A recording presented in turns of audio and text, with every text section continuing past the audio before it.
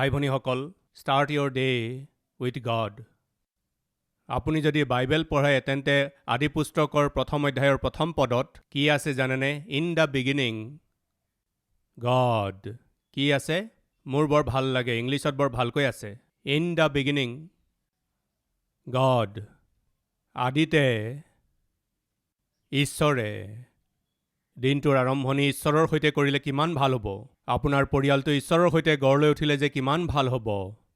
আপোনাৰ কাম, আপোনাৰ চাকৰি, আপোনাৰ যাত্ৰা আৰু আপোনাৰ প্ৰচেষ্টাবোৰ ঈশ্বৰৰ সৈতে কৰিলে কিমান যে ভাল হ'ব। আব্ৰাহামৰ দাসক যি কামৰ দায়িত্ব দিয়া হৈছিল, ঈশ্বৰৰ সৈতে তেওঁ আৰম্ভ কৰিছে। পিতৃ, যলৈকে আহিব লাগিছিল মই তালৈ আহি পালোঁ। এতিয়া মই কাম কৰাৰ সময়। ইয়ালৈ মই যি কাম লৈ আহিছোঁ সেই কামটো সম্পূৰ্ণ হ'ব লাগে। প্ৰিয়সকল, আপুনি নিজৰ চাকৰিত আপুনি আঁঠু লোৱাটো যাতে সকলোৱে দেখা পায় তেনেদৰে প্ৰাৰ্থনা কৰিবলৈ মই কোৱা নাই, কিন্তু য'তেই আপুনি কাম কৰে তাতেই মনৰ ভিতৰতে প্ৰাৰ্থনা কৰিব পাৰে। আপোনাৰ হৃদয়ত প্ৰাৰ্থনা কৰিব পাৰে।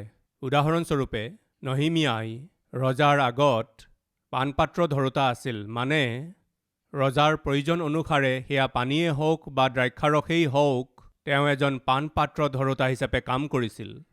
নহিমিয়াই এদিন এনেকুৱা এটা বাতৰি পালে যে জেৰুচালেম নগৰখন জ্বলাই পেলোৱা হ'ল, ঈশ্বৰৰ ৰাজ্যখন জ্বলাই পেলোৱা হ'ল, জেৰুচালেমৰ চাৰিওফালে থকা গড়বোৰ ভাঙি পেলাই দিয়া হ'ল। এই বিষয়ে জানিবলৈ পাই নহিমিয়াই কান্দি কান্দি লঘোণে থাকি প্ৰাৰ্থনা কৰিছিল। এইদৰে প্ৰাৰ্থনা কৰি এদিন ৰজাৰ আগত নিজৰ কাম কৰিবলৈ, নিজৰ দায়িত্ব পালন কৰিবলৈ আহিছিল। তেওঁ এইদৰে আহোঁতে সেইদিনৰ নিচিনাকৈ আগতে কেতিয়াও নহিমিয়া দুখত নাছিল। সেইদিনা ৰজাৰ আগত তেওঁক দুখত দেখা পোৱা গ'ল। আহক এবাৰ আমি চাওঁ নহিমিয়াৰ পুস্তক, নহিমিয়াৰ ২ অধ্যায়ৰ প্ৰথম পদৰ পৰা। অৰ্তক্ষত্ৰ ৰজাৰ ৰাজত্বৰ ২০ বছৰৰ বছৰি নিচান মাহত ৰজাৰ আগত দ্ৰাক্ষাৰস থকাত মই সেই দ্ৰাক্ষাৰস লৈ ৰজাক দিলোঁ। তাৰ আগেয়ে মই তেওঁৰ আগত কেতিয়াও মুখ বিৱৰ্ণ কৰা নাই। তেতিয়া ৰজাই মোক সুধিলে, তোৰ নৰিয়া নোহোৱাকৈয়ে মুখ কিয় বিৱৰ্ণ? মনৰ বেজাৰৰ বাহিৰে ইয়াৰ আন একো কাৰণ নাই। তেতিয়া মোৰ অতিশয় ভয় লাগিল। নহিমিয়া, তোমাৰ গা ভাল নহয় নেকি? ৰজাই সুধিছিল। প্ৰিয়সকল, ইয়াৰ অৰ্থ আপুনি জানেনে? নহিমিয়াৰ স্বাস্থ্য বেয়া হোৱা স্বত্তেও নিজৰ কাম আৰু কৰ্তব্যক অৱহেলা কৰা লোক নহিমিয়া নহয়। এই কথাটো ৰজাই জানে। কি হ'ল নহিমিয়া, গা ভাল নহয় নেকি? ইয়াৰ অৰ্থ কি জানেনে? নহিমিয়াৰ স্বাস্থ্য বেয়া হ'লেও তেওঁ ৰজাৰ সেৱা কৰাত উপস্থিত থাকে। আমাৰ বাৰু কেনেকুৱা? অহাকালি চাগৈ পেট বিষাব, আজিয়েই ছুটি লৈ লওঁ। কেনেকুৱা যে লোক থাকে। চাকৰিলৈ নাযাবলৈ হ'লে পত্নীক মাতি অলপ চুই চোৱাচোন। পত্নীয়ে ইয়াত চুই নাচাব, হাতত ধৰে। ঠাণ্ডাইটো আছে। নহয়, হাত নহয়, ইয়াত চুই চোৱাচোন। পত্নীয়ে বুজি পাই যায়। ইয়াত নহয়। ইয়াত নেকি? ইয়াত নহয়। কিমান যে অজুহাত। গাত যদি জ্বৰ থাকে তেন্তে গাটোও গৰম হৈ থাকিব আৰু কপালখনো গৰম হৈ থাকিব। এনেকৈ নহয়, ইয়াত চুই চোৱাচোন, ইয়াত চুই চোৱাচোন। নাই দেখোন একো। গৰমটো নাই, ওপৰৰ পৰা গৰম নহয়, কিন্তু ভিতৰি ভিতৰি জ্বলি আছে। সৰুতে স্কুল নাযাবলৈ এইবোৰ ক'বলৈ মোৰ ভয়েই লাগে। সৰু ল'ৰা ছোৱালীবিলাকে যদি শুনি পায়, সিহঁতেও এইবোৰ অজুহাত কৰিব বুলি মই ভয় কৰোঁ। সৰুতে সতীশ ভায়েও কৰিছিল, আমিও কৰিম, মোৰ এনেকুৱা ভয়। প্ৰিয় ভনীসকল, সাৱধানতাৰে শুনি সন্তানবিলাকৰ বাবে সাৱধান হ'ব। স্কুলৰ পৰা ছুটি ল'বলৈ হ'লে মই কি কৰিছিলোঁ জানেনে? থাৰ্মোমিটাৰটো মুখত লৈ মোৰ মাৰ আগে আগে ঘূৰি ফুৰিছিলোঁ। কিয় বোপা, কিয় থাৰ্মোমিটাৰ মুখত লৈ আছা? নাজানো মা, বৰ জ্বৰ লাগিছে। জ্বৰ নিচিনা লাগিছে মা, জ্বৰ হৈছে? সঁচাইনে? উলিওৱাচোন চাওঁ। তেনেকৈ ক'লে মুখৰ পৰা উলিয়াই মাৰ হাতত দিওঁতে 102 ওলাইছিল। কিমান? 102 দেখি, আৰে তোমাৰ জ্বৰ আছে, 102 আছে, এতিয়া কি স্কুল যাবা? শুই যোৱা, মনে মনে শুই যোৱা। বাহিৰত নুফুৰিবা। ঠিক আছে মা, শুই যাম। লগে লগে বিচনাত উঠি গাত কাপোৰ লৈছিলোঁ। কেতিয়ালৈকে? মায়ে কাম কৰিবলৈ বাহিৰলৈ যোৱালৈকে। হেল্ল', থাৰ্মোমিটাৰত সেই 102 ডিগ্ৰী জ্বৰ কেনেকৈ ওলাল এতিয়া নকওঁ, অহা সপ্তাহত ক'ম। মায়ে স্কুলৰ কাৰণে টিফিন ৰাখিছিল। সকলো যুগুত কৰা হৈছিল, বেগটো যুগুত কৰা হৈছিল, ঠিক যেন যাম, সকলো যুগুত হৈ গৈছিল। তেতিয়া থাৰ্মোমিটাৰ উলিয়াইছিলোঁ। টিফিনটো থওকচোন, গৰমে গৰমে খাব লাগে। তাত সেই আহাৰতে থৈ দিছিলোঁ। তেনেকৈ 108 ডিগ্ৰীলৈকে গৈছিল আৰু মনে মনে উলিয়াই লৈছিলোঁ। 105লৈকে আহি গৈছিল আৰু অলপ লৰাইছিলোঁ। 103লৈকে আহিলে আৰু অলপ লৰাইছিলোঁ। মোক 101 বা 102হে লাগিছিল। তালৈকে নামি অহাৰ পাছত মুখত লৈ ঘৰত ঘূৰি ফুৰিছিলোঁ। সঁচাকৈয়ে জ্বৰ আছে বুলি ভাবি, কাৰণ থাৰ্মোমিটাৰত 102 দেখিছিল। সেইকাৰণে কৈছোঁ, মাতৃসকল, পিতৃসকল অলপ সাৱধান। এনেধৰণৰ বেকাৰ জীৱন যাপন কৰা মানুহ হিচাপে মোক ঈশ্বৰে উপযোগী পাত্ৰ বনালে, শুধৰাই দিলে। ঈশ্বৰৰ মহিমা হওক। প্ৰিয় ভাই ভনীসকল, ৰজাই সুধিছিল, নহিমীয়া গা ভাল নহয় নেকি? ইয়াৰ অৰ্থ হৈছে, নহিমীয়া ইমান কৰ্মী ব্যক্তি যে স্বাস্থ্য ভাল নাথাকিলেও নিজৰ দায়িত্ব সম্পূৰ্ণ কৰিবলৈ যুগুত থাকে। কিয় গা ভাল নহয় নেকি? কিছুমান লোকে সকলো কথাৰ কাৰণে ছুটি লৈয়েই থাকে। যিকোনো কথাৰ কাৰণে ছুটি লৈ থাকে। চাকৰিলৈ নগৈ ছুটিহে লৈ থাকে। আছে নেকি আমাৰ মাজত বাৰে বাৰে চাকৰিত ছুটি লৈ থকা লোক? এনেকুৱা লোক একো কামৰ নহয়, কাম নকৰে। যি দায়িত্ব আপোনাক দিয়া হৈছে তাক সম্পূৰ্ণ সামৰ্থ্যৰে সৈতে কৰক, বাইবেলে কৈছে। আপোনাৰ ওপৰৰ অধিকাৰীয়ে আপোনাক দেখি প্ৰশংসা কৰিবলৈ আপুনি পৰিশ্ৰমকাৰী হ'ব লাগে। সেইকাৰণে মই কৈ থাকোঁ, কাম কৰা লোকসকল কামত আহে। যিসকল কামৰ মানুহ তেওঁলোকে কাম কৰে। আকৌ মই কৈছোঁ, কামৰ মানুহবিলাকে কাম কৰে। কামৰ মানুহবিলাকে কাম কৰিব। নহিমীয়া কামত অহা লোক। তেওঁ কাম কৰা লোক। তেওঁ কাম কৰা লোক কাৰণে কামত আহিছিল। মুখ কেতিয়াও বিবৰ্ণ নকৰা আৰু নিৰাশ নোহোৱা লোক নহিমীয়াক সেইদিনা নিৰাশ যেন দেখা পোৱাত কি হ'ল নহিমীয়া, গা ভাল নহয় নেকি? দ্বিতীয়টো পদ। পাছে ৰজাই মোক সুধিলে, তোৰ নৰিয়া নোহোৱাকৈয়ে মুখ কিয় বিবৰ্ণ? মনৰ বেজাৰৰ বাহিৰে ইয়াৰ আন একো কাৰণ নাই। তুমি কেতিয়াও এনেকৈ মন মাৰি নাথাকা। আজি যিহেতু মন মাৰি আছা, তেন্তে নিশ্চয় তোমাৰ মনত নিশ্চয় কিবা বেজাৰ আছে, সেইকাৰণে তুমি মন মাৰি আছা। এইবোৰ কোৱাৰ আচল কাৰণ কি জানেনে? আমি ক'ৰ পৰা আৰম্ভ কৰিছিলোঁ জানেনে? মনত আছেনে? আপুনি যেতিয়া চাকৰিলৈ যায়, তেতিয়া চাকৰিত সকলোৰে আগত আঁঠু লৈ আপুনি প্ৰাৰ্থনা নকৰিব। আপুনি কিদৰে প্ৰাৰ্থনা কৰিব লাগে তাকেই ক'বলৈকে আপোনালোক সকলোকে অৰ্তক্ষত্ৰৰ ৰাজকোঠলৈ লৈ গৈছোঁ। এতিয়া আমি সকলো ৰাজকোঠত আছোঁ। ৰজা আৰু নহিমীয়াৰ মাজত হোৱা কথোপকথনখিনি আমি বৰ সতৰ্কতাৰে চাইছোঁ। সতৰ্কতাৰে পৰীক্ষা কৰি চাওক। ৰজাই কৈছিল, তোমাৰতো গা বেয়া নহয়? তোমাৰ মুখ বিবৰ্ণ কিয় দেখিছোঁ? এয়া নিশ্চয় তোমাৰ মনৰ ভিতৰত থকা কিবা বেজাৰৰ কাৰণে হৈছে। মই বুজিব পাৰিছোঁ। কি হৈছে? নহিমীয়া, কি হৈছে?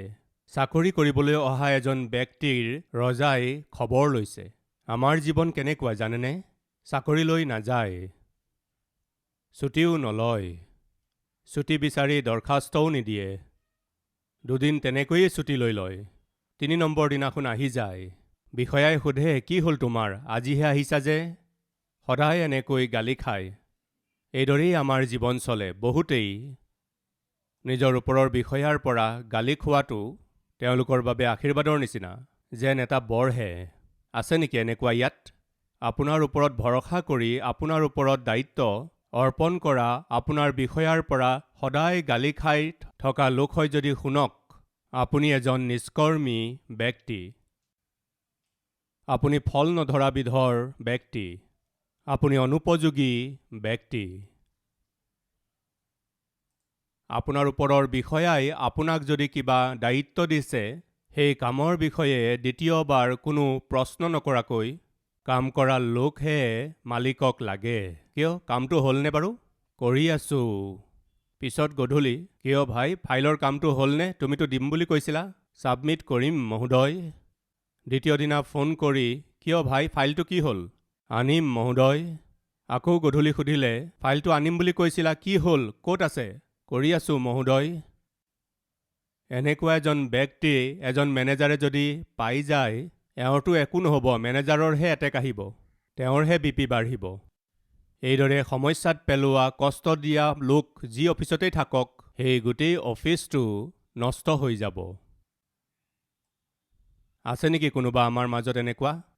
নিজৰ ওপৰৰ বিষয়াক কষ্ট দিয়া লোক কোনোবা আছে নেকি? আছে নেকি কোনোবা ভনী? আছে নেকি ভাই? এয়া ভাল কথা নহয়। আমাৰ কালবাৰী টেম্পলত থকা প্ৰতিজনেই কাম কৰা ক্ষেত্ৰত পাকৈত হ'ব লাগিব। পৰিশ্ৰম কৰা ক্ষেত্ৰত দিয়া হোৱা দায়িত্ব সম্পূৰ্ণ কৰাত, সোধাৰ লগে লগে উত্তৰ দিয়াত পাকৈত হ'ব লাগিব। আমাৰ ঈশ্বৰজন কাম কৰা ব্যক্তি, যিকোনো কাম সম্পূৰ্ণ কৰা ব্যক্তি। এটা সময় নিৰ্ধাৰণ কৰি সেই সময়ৰ ভিতৰতেই কাম সম্পূৰ্ণ কৰা ঈশ্বৰ আমাৰ ঈশ্বৰ যদি হয়, আমিও সম্পূৰ্ণ কৰিব লাগিব। কাম কৰিব লাগে, কাম সম্পূৰ্ণ কৰিব লাগে, সময় অনুসাৰে কাম কৰিব লাগে আৰু সেই কাম সম্পূৰ্ণ কৰিব লাগে। এয়া হৈছে কাম কৰা লোকৰ লক্ষণ। নাজানো কিয় এইটো বৰ দুখ লগা কথা, কাম নকৰেই, ভালদৰে কাম নকৰে, কাম সম্পূৰ্ণ নকৰে, সময়মতে নকৰে, সময়ৰ ভিতৰত সম্পূৰ্ণ নকৰে, ওচৰে পাজৰে থকা লোকসকলক চিন্তাত পেলায়, নিজৰ ওপৰৰ বিষয়াক কন্দুৱাই পেলায়। অৱশেষত চাকৰি যেতিয়া গুচি যায়, তেতিয়া ঈশ্বৰৰ ওচৰলৈ আহি, প্ৰভু, তেওঁ দুষ্ট প্ৰভু, মোৰ ওপৰৰ বিষয়াজন বৰ দুষ্ট প্ৰভু, বহু আগৰে পৰাই কেতিয়া এওঁক উলিয়াওঁ, কামেই যদি নকৰে তেন্তে নুলিয়াই কি কৰিব? তাৰ পাছত ঈশ্বৰৰ ওচৰলৈ আহি, মোৰ নিচিনা সেৱকৰ ওচৰলৈ আহি প্ৰাৰ্থনা কৰক ব্ৰাদাৰ। কিয়? কি হ'ল? বৰ পলিটিক্স ব্ৰাদাৰ। কি কৈছে? পলিটিক্স বুলি কৈ আছে। পলিটিক্সৰ কাৰণে মোক চাকৰিৰ পৰা উলিয়াই দিলে ব্ৰাদাৰ। পলিটিক্সৰ কাৰণে নহয়, আপুনি নিষ্কৰ্মী কাৰণেহে। আপুনি নিষ্কৰ্মী ব্যক্তিৰ কাৰণে চাকৰি হেৰুৱালে। আপুনি এলেহুৱা কাৰণে চাকৰি হেৰুৱালে। আপুনি কামচোৰ কাৰণে চাকৰি হেৰুৱালে। ঘৰলৈ আহি নিজৰ পত্নীকটো বহুত কাহিনীবিলাক কয়। আমাৰ অফিচত বৰ পলিটিক্স।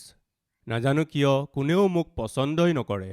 ঠিকেইতো, যোনে কাম বন নকৰে তেওঁক কোনে ভাল পাব? যোনে দায়িত্ব বুজি নাপায় তেওঁক কোনে পচন্দ কৰিব কওক? কাম এটা কৰিবলৈ যদি দিয়া হয়, সেইটো নকৰি টাইম পাছ কৰাজনক কোনে পচন্দ কৰিব কওকচোন? মোৰ অফিচত মোক কোনেও পচন্দ নকৰে। সকলোৱে মোৰ বিৰোধ কৰে। কি কাৰণে? এবাৰ আপুনি নিজকে সোধকচোন ভাই, এবাৰ আপুনি নিজকে সোধকচোন ভনী। জিহুৱা যেতিয়া যোচেফৰ সংগত আছিল, তেওঁৰ মালিকে যোচেফৰ ওপৰত দয়া দেখুৱালে। সকলো দায়িত্ব তেওঁক অৰ্পণ কৰিলে। নহিমিয়া ৰজাৰ আগত যেতিয়া পাণপাত্ৰ ধৰোতা হিচাপে আছিল, কেতিয়াও বেজাৰ মনেৰে নাছিল, মুখ বিবৰ্ণ কৰা নাছিল, যত্নশীল নোহোৱাকৈ নাথাকিছিল, এলেহুৱাৰ নিচিনাকৈ নাথাকিছিল, সদায় শুই থকা নাছিল। নহিমিয়াক যেতিয়া ৰজাই দেখিলে, তেতিয়া তেওঁ নিজেই সুধিছিল, নহিমিয়া, কি হ'ল? তোমাৰ কি হ'ল? তুমি কেতিয়াও মন মাৰি নাথাকা। ইমান মন মাৰি আছা যেতিয়া মনত নিশ্চয় বেজাৰ আছে। কি হ'ল? তেতিয়া নহিমিয়াই কৈছিল, মোৰ পূৰ্বপুৰুষসকলৰ মৈদাম থকা নগৰখন পুৰি ভস্ম কৰা হ'ল। সেই নগৰৰ চাৰিওফালে থকা গড়বোৰ ভাঙি পেলোৱা হ'ল। মোৰ পূৰ্বপুৰুষসকলৰ নগৰখন যেতিয়া জ্বলাই পেলোৱা হ'ল, তেতিয়া মই বেজাৰ কিয় নাপাম? তেতিয়া ৰজাই তেওঁক ক'লে, তেন্তে তোমাক কি লাগে? নহিমিয়াই খুজিলেনে? নুখুজিলে। তেওঁৰ বেজাৰৰ কথা ৰজাই সুধি খবৰ লৈছে। সেই নগৰখন য'ত মোৰ পূৰ্বপুৰুষসকলৰ মৈদাম আছে, তাক জ্বলাই পেলোৱা হ'ল। নহিমিয়া, তেন্তে তোমাক কি লাগে বুলি কোৱাত বাইবেলত কি আছে জানেনে? তাতে মই স্বৰ্গৰ ঈশ্বৰৰ আগত প্ৰাৰ্থনা কৰি, কেতিয়া প্ৰাৰ্থনা কৰিছিল? ক'ত প্ৰাৰ্থনা কৰিছিল? মহাৰাজ, 1 মিনিট ৰ'বচোন। তাৰ পাছত খৰখেদাকৈ গৈ কোঠালৈ গৈ আঁঠুলৈ ধন্যবাদ, ধন্যবাদ, ধন্যবাদ, ধন্যবাদ। কিছুমান লোকে বৰ ভাল প্ৰাৰ্থনা কৰে। ধন্যবাদ ধন্যবাদ ধন্যবাদ ধন্যবাদ ধন্যবাদ ধন্যবাদ ধন্যবাদ ধন্যবাদ ধন্যবাদ ধন্যবাদ ধন্যবাদ ধন্যবাদ। এয়া কি প্ৰিয়সকল, কওকচোন? বহুতেই প্ৰাৰ্থনা কেনেকৈ কৰিব লাগে, কেতিয়া কৰিব লাগে নাজানে। নহিমিয়া, তোমাক কি লাগে? তেতিয়া বাইবেলত কি আছে জানেনে? তেতিয়া স্বৰ্গৰ ঈশ্বৰৰ আগত প্ৰাৰ্থনা কৰি সেই পদটো আমি পঢ়িম 4ৰ্থ পদৰ পৰা। তেতিয়া ৰজাই মোক ক'লে, তই কি ভিক্ষা মাগিছ? তাতে মই স্বৰ্গৰ ঈশ্বৰৰ আগত প্ৰাৰ্থনা কৰি ৰজাক ক'লোঁ, যদি মহাৰাজে ভাল দেখে আৰু আপোনাৰ এই বন্দীয়ে যদি আপোনাৰ দৃষ্টিত অনুগ্ৰহ পাওঁ, তেন্তে আপুনি মোক জিহুদালৈ, মোৰ ওপৰ পিতৃবিলাকৰ মৈদামৰ নগৰলৈ পঠাই দিয়ক। মই তাক পুনৰাই সাজিম। আপুনি জানেনে, পৰিশ্ৰমেৰে কাম কৰা লোক হয় কাৰণে, সিদ্ধতাৰে কাম কৰা লোক হয় কাৰণে, যি কাম কৰিবলৈ তেওঁক দিয়া হৈছে তাক তেওঁ সামৰ্থ্যৰে কৰে কাৰণে, নহিমিয়াই যেতিয়া ৰজাৰ আগত পাণপাত্ৰ ধৰোতা হিচাপে কাম কৰিছিল, ৰজাই তেওঁক সুধিছিল, তোমাক কি লাগে? মহাৰাজ, মই জেৰুচালেম নগৰলৈ গৈ মোৰ ওপৰ পিতৃবিলাকৰ মৈদামৰ নগৰখন মই সাজিম, নগৰৰ গড়বোৰ নিৰ্মাণ কৰিম। ৰজাই ক'লে, তেন্তে যোৱা। মই যাম, কিন্তু মই যোৱা বাটত কেইবাখনো হাবি আছে। সেই হাবিবোৰত বহুতো কাঠ আছে। নগৰৰ গড় বান্ধিবলৈ, নগৰৰ দুৱাৰবোৰ বনাবলৈ কাঠ দিবৰ কাৰণে অধ্যক্ষক আপুনি ক'বনে? স্বাক্ষৰ কৰি এই চিঠিখন লোৱা। শুনা নহিমিয়া, তুমি নিজৰ অঞ্চললৈ গৈ কাম কৰিম বুলি কৈছা। তুমি মোৰ আগত পাণপাত্ৰ ধৰোতাৰ কাম কৰা। এজন পাণপাত্ৰ ধৰোতা হিচাপে কাম কৰিবলৈ ক'লে তেওঁলোকে কৰিবনে? 1 মিনিট ৰ'বা। প্ৰিয় ভাই ভনীসকল, মনোযোগেৰে আপুনি যদি নহিমিয়াৰ পুস্তকখন পঢ়ে, সেই ৰজাই নহিমিয়াক সেই অঞ্চলৰ অধ্যক্ষ পাতি জেৰুচালেম নগৰলৈ পঠাইছিল। ইমানেই নহয়, লগতে ছিকিউৰিটিও দিছিল। চাওকচোন কি আছে 7 পদৰ পৰা। মই ৰজাক আৰু ক'লো, যদি মহাৰাজে ভাল দেখে, তেন্তে মই জিহুদা দেশ নাপাওঁ, মানে নদীৰ সিপাৰে থকা দেশাধ্যক্ষবিলাকে যেন মোৰ যাত্ৰাত সহায় কৰে, এই নিমিত্তে তেওঁবিলাকলৈ পত্ৰ দিয়ক। আৰু গৃহ সম্বন্ধীয় কোঠৰ দুৱাৰৰ চৌকাঠৰ, নগৰৰ গড়ৰ আৰু মই যি ঘৰত সোমাম তাৰ নিমিত্তে মোক কাঠ দিবলৈ ৰজাৰ কাঠনিৰখীয়া আছফলৈ এখন পত্ৰ দিয়ক। তাতে মোৰ ওপৰত মোৰ ঈশ্বৰৰ মংগলময় হাত থকাত ৰজাই মোক সেই সকলোকে দিলে। মোৰ ওপৰত মোৰ ঈশ্বৰৰ মংগলময় হাত থকাত ৰজাই মোক সেই সকলোকে দিলে। পাছে মই নদীৰ ইপাৰে থকা দেশাধ্যক্ষবিলাকৰ ওচৰ পাই ৰজাৰ পত্ৰবোৰ তেওঁবিলাকক দিলোঁ। ৰজাই মোৰ লগত সেনাপতি আৰু অশ্বাৰোহী পঠাইছিল।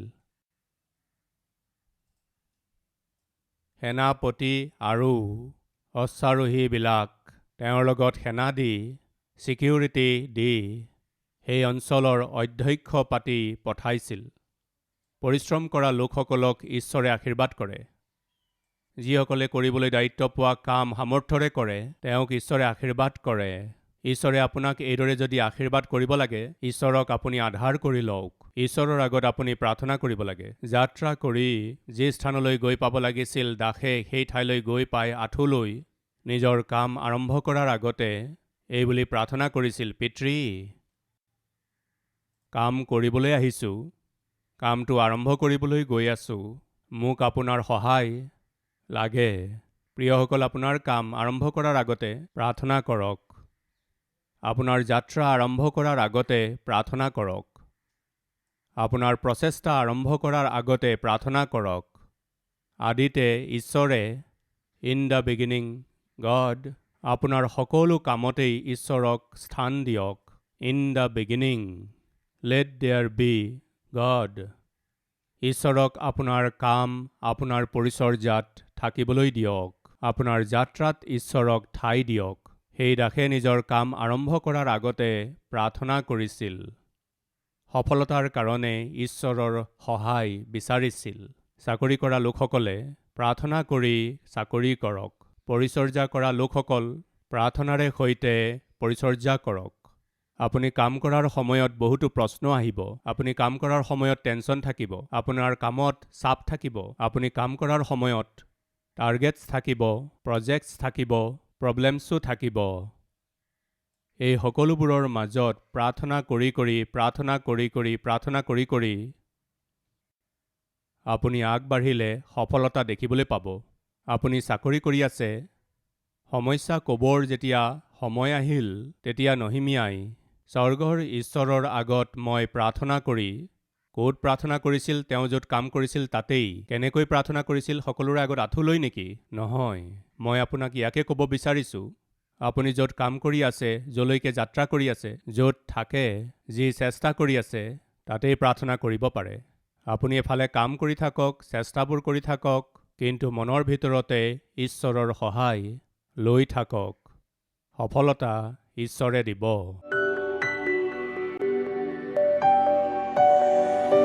পবিত্ৰ পিতৃ ঈশ্বৰ, আপোনাৰ উপস্থিতিত আঁঠু লৈ প্ৰাৰ্থনা কৰা প্ৰত্যেকৰে ওপৰত দয়া কৰক পিতৃ। শয়তানৰ কথা নুশুনি, তাক কোনো ধৰণৰ সুযোগ নিদি, দুষ্টতাক সুযোগ নিদি জীৱন যাপন কৰা জীৱন এটা আমাক দিয়ক।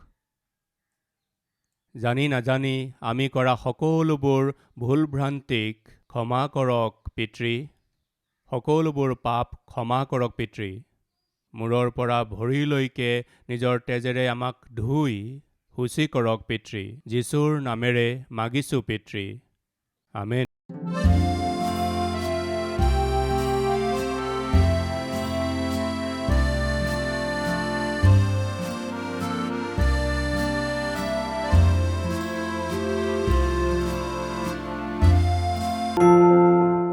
Address Calvary, Post Box number 30, Kukatpalli, Hyderabad 72.